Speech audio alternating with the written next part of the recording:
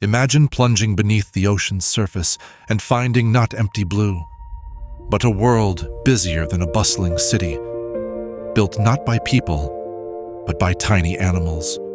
These animals don't just live in the ocean, they actually build the underwater structures other species depend on. That's the magic of coral reefs.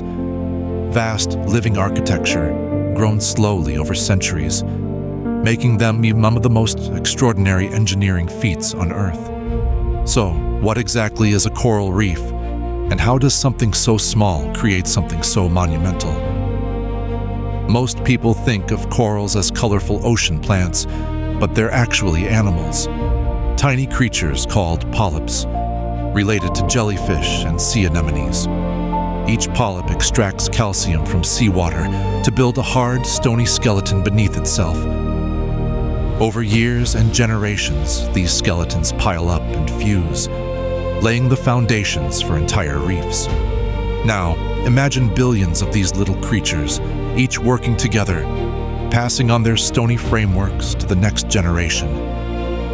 This is teamwork on a planetary scale, crowdsourcing the very ground beneath the ocean waves. We often marvel at skyscrapers or ancient pyramids, but the largest structures ever built by living things aren't found on land, but underwater. In fact, Australia's Great Barrier Reef can actually be seen from space. It's the world's largest living structure. But why should we care about these hidden worlds? For starters, coral reefs are the rainforests of the sea, home to an astonishing diversity of life. They cover less than 1% of the ocean floor, but support at least a quarter of all marine species. Everything from brilliantly colored fish to camouflaged octopuses, sneaky predators, and darting cleaner shrimp rely on the shelter and resources reefs provide. Coral reefs also matter to us in surprising ways. Over 500 million people around the world depend on reefs for food, income, and coastal protection. When waves race toward shore, coral reefs act like speed bumps, breaking their force and protecting coastlines from erosion and storms. Entire economies, from fishermen in small island nations to bustling tourist destinations, depend on the health of these reefs. But despite all this jaw-dropping activity and importance, coral reefs are some of the most vulnerable ecosystems on the planet. Even a small change in their environment, like a rise in water temperature or a bit too much pollution, can cause massive losses. If you've ever heard the term coral bleaching, it refers to a stress response where corals expel the colorful algae living inside them, turning ghostly white and, if things don't improve, often dying. To really understand what coral reefs do for us, it helps to think about their intricate partnerships and how they're constantly recycling and building. Coral polyps can't survive on their own.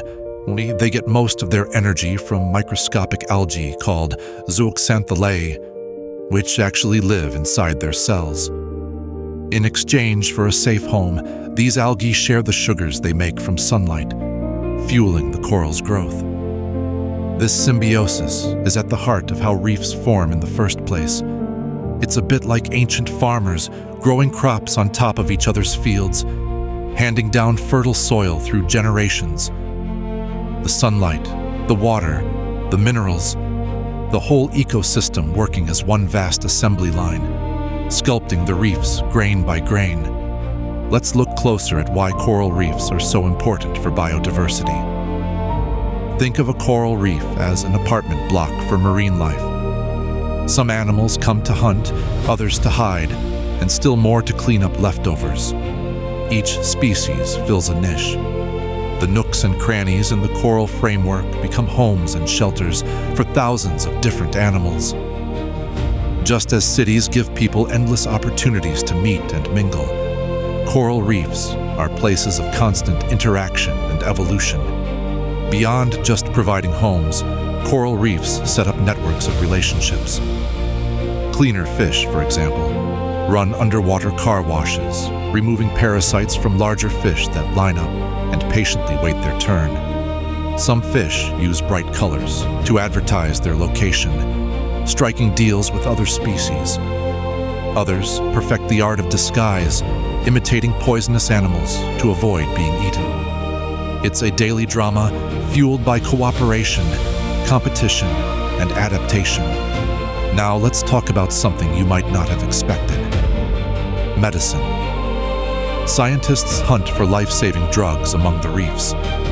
Because life on a crowded reef means fierce competition, many reef dwellers produce powerful chemicals to defend themselves. Some of these compounds have inspired treatments for cancer, pain, and bacterial infections. The chemistry of survival could just hold the cure to humanity's next big medical breakthrough. Despite their toughness, reefs are fragile. Climate change is raising ocean temperatures and making waters more acidic, both of which stress and sometimes kill corals. Overfishing disrupts food webs and pollution from land. Think fertilizer, sewage, and plastics flows into the sea, further undermining these ecosystems. Even well-intentioned visitors can do harm. A careless kick from a diver's flipper can destroy years of coral growth in seconds. There's also the problem of increasing storm intensity. Coral reefs are natural barriers, absorbing wave energy before it smashes onto land. But when reefs die off, coastlines become dangerously exposed. Whole communities can be uprooted by a single storm if the reefs once guarding their shores are gone. When coral reefs vanish, the ripple effects are vast. Fisheries crash, tourism stalls, coastlines erode, and thousands of species may lose their homes in the blink of an eye.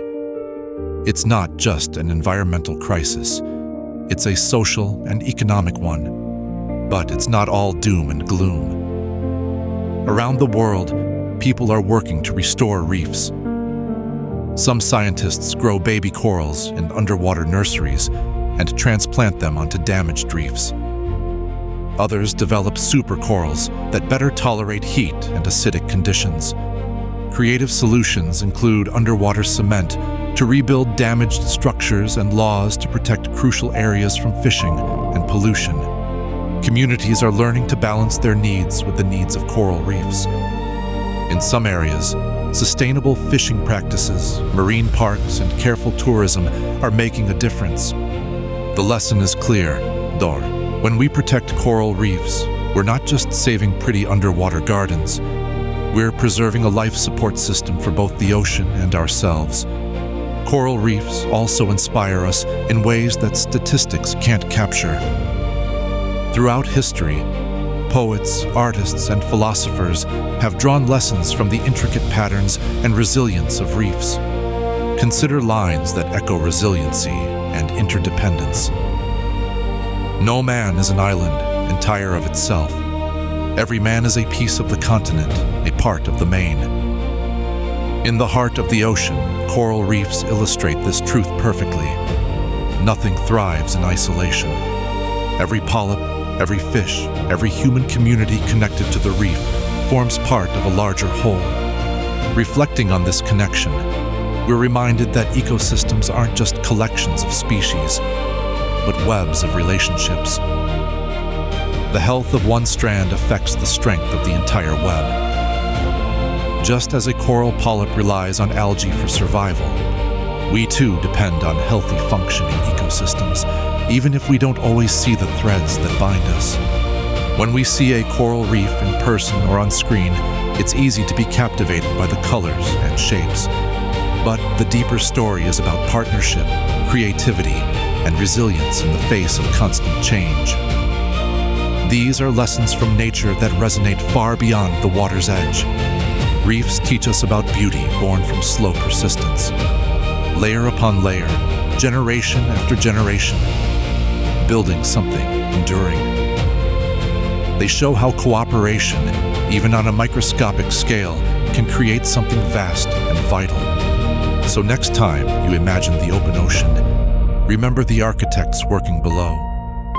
Tiny animals, older than human civilizations, still building, still sustaining a world upon which so much depends. Coral reefs are far more than just pretty places for snorkeling. They're crucial to life on Earth. Complex, vulnerable, irreplaceable. Their story asks us to notice the invisible bonds that connect us all and to act while there's still time.